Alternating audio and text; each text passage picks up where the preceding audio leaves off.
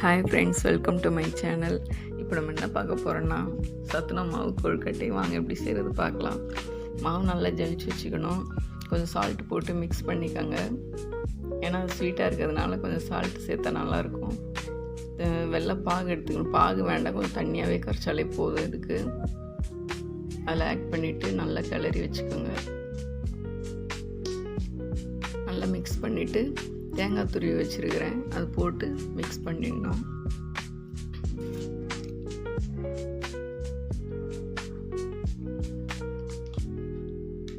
நல்லா மிக்ஸ் பண்ணிவிட்டு இப்போ ரெடி ஆகிடுச்சு.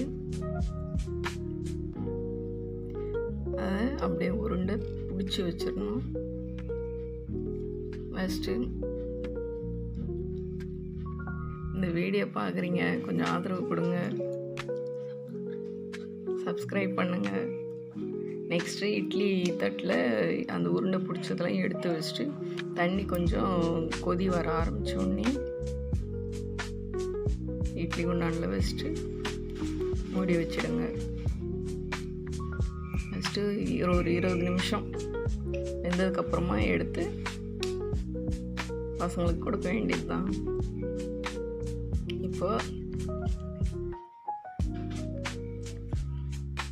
பாருங்கள் எவ்வளோ சாஃப்டாக இருக்குன்னு. அவ்வளோதான், பசங்களுக்கு எடுத்து கொடுத்துட வேண்டியது தான்.